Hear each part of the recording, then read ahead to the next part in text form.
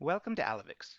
This video tutorial is a complete example of building and running a test case for Dynamics AX.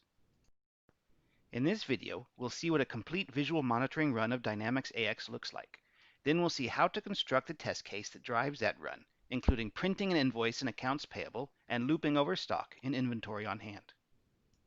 When you want to monitor AX performance over time, Alyvix Robot will run the test cases you've created.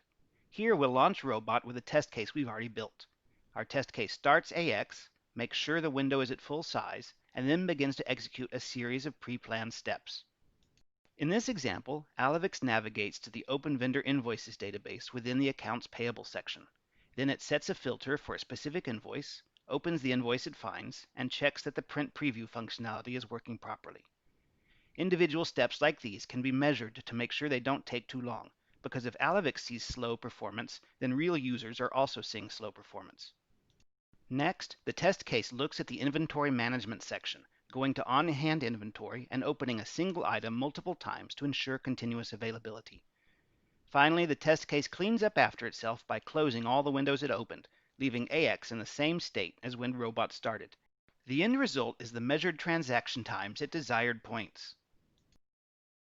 Alyvix Editor lets you build the test cases that can be run later by Alyvix Robot. For the rest of this video, we'll see how to create the dynamic AX test case that Alyvix Robot just executed a minute ago. To start, we need to launch AX, so it's a good time to tell Editor where to find the AX desktop shortcut on the screen, and then to launch it by telling Alyvix to double-click on the shortcut. We can tell Alyvix to look for specific images, rectangles like buttons and boxes, and even to look for text with a regular expression. Once we've finished with identifying interface elements and telling Alyvix how to interact with them, a process which creates a test case object, we can continue with the next one. For instance, next we're going to create two test case objects that will maximize the dynamic AX window if it's not already maximized. The first of these will check whether the application is already maximized, which we can do by looking at the windowing controls at the top right. The second will actually maximize it by double-clicking the Windows title bar. We only need to run the second action if the application is not already maximized. These actions are what we typically do when using Alyvix Editor. Create a screen grab, identify important areas on the screen, add any mouse and keyboard input for interactions, tell Alyvix what its name is and how to measure the results, and finally give it a quick test to make sure it works. Since we only need to maximize the window if it isn't already, we can use the if-false conditional, where the action in yellow checks the window, and the second runs only when Alyvix doesn't see the right window controls.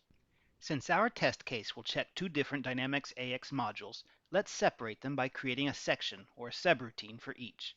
We'll call it Accounts Payable and add it to the main script. To quickly move to the right content pane, let's write the address directly into the address bar to take us straight to Open Vendor Invoices. We can use two icons to guide us to the address field, show Alyvix where the insertion point should be, and tell Alyvix what text to insert. Once done, we give the test case object a name, set any monitoring parameters like how long to wait before timing out, add the object to the script, and then immediately test it. An important technique when using AX is to filter query results to more easily find what you're looking for. Here we use a second group, shown in green, to indicate the filter field. When the graphic element in red matches, it tells us the correct content is visible. The second group can be anywhere else on the screen, as long as their positions are relative to the other elements within their own group. Groups are very useful when there might be an unknown amount of space between on-screen selections, such as a vertical list of elements, or as here when windows or panes can be resized. Suppose we want to check that invoice printing is functioning properly. We've just filtered the entire list down to one element, so let's check that the line really is the one we want. We can use a text component to scrape the text from a selection on screen and then match it against a regular expression to be sure. Then we can double-click on it to open up the Vendor Details window. Once we have the Invoice Details window, we can start the next step to printing out the invoice.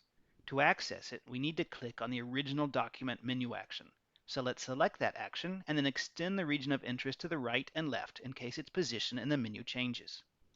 As with the previous test case object, we can use a regular expression to select a subset of text within a larger area of text, and then the click action will click in the center of the matching text rather than the center of the wider region of interest. In fact, Alyvix clicks on the Original Documents menu action when we try out the new test case object.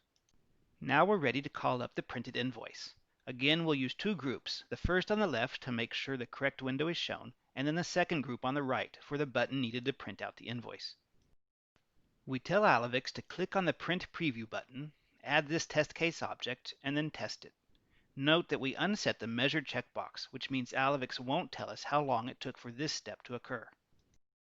We're ready to check that the invoice previewed successfully and find out how long it took. We use the logo of the invoice as the main check, enlarging the region of interest so it's more independent of window size. Finding out how long it takes to open the invoice is one of the main indicators of how well our dynamic AX instance is working, so we set a higher timeout and leave the measure flag set. After that step completes, we still have two windows open. We need to close them before we can go on to the next task. And since we'll need to close windows after other tasks too, we'll make a generic test case object for closing any active window, which is one that has a large red close button at its top right. We can close both windows simply by adding our new test case object 2 times in our Accounts Payable section, after which we'll be in a good state for starting another task at the root level. Now let's turn to our other main task, the Inventory Management Service.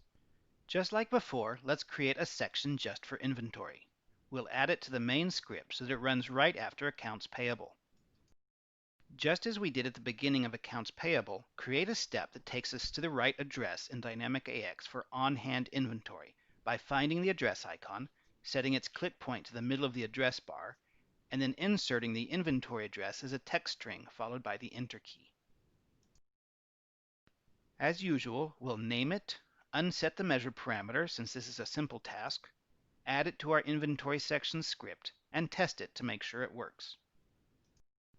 Our inventory task will be to find a particular item in on-hand inventory and check its details 3 times by opening and closing its details window. We can pick an item just as we did in Accounts Payable by using a filter. We use a second group to select a filter box and then enter an item code that we know exists. To open an item's detail window 3 times, we could just add the test case object 3 times to the inventory script. A better way, though, is to generalize it so you can test any number of times you'd like. We can do this by creating a map containing 3 entries and then iterating over it with a loop.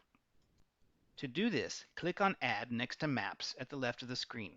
Change the name to Inventory Map and add 3 rows. The key names on the left will be shown in the output, so give each key an easily understood name, like Loop 1.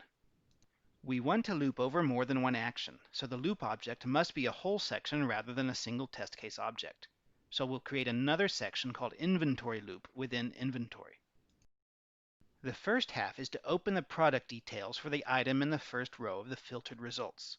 That row is already selected, so we just need to click once on the product details action. We'll measure the second part rather than this one, so we can unset the measure box and add it immediately to the Inventory Loop section. Now we need another test case object whose main purpose is to check when the window with the proper results appears. We'll use the pencil icon and a header field within the resulting data as the check. Since we're already matching against the window icon, we'll double-click to close it after using a regular expression to match the text of the header in the results window. We want to measure transaction time, which is the time between when we click to request the data and the time when the window with that data appears. So we'll leave the measure flag set. Now we just need the loop itself. Click on the Add icon next to Inventory Map, which will insert it as an orange block, and drag Inventory Loop to its argument. When it runs, the timing results will appear separately for each iteration. Once the test case finishes, it's important to clean up after ourselves, since we'll likely use Robot to run the test case every few minutes. The exit script runs automatically when the main script concludes, whether it finishes successfully or not. Here it closes Dynamic AX and disconnects from the Windows server. The fail script is run before the exit script if any test case node in the main script or section did not match. Here it closes any opened AX windows before continuing to the exit script. In this video, we showed you how to create a full test case in Alyvix that monitors Dynamic AX, including printing an invoice in Accounts Payable and looping over requests for details on inventory items. You should now be able to build one just like it. Thanks for watching this Alyvix video tutorial. Be sure to check out the Alyvix website, blog, and user guide at these links.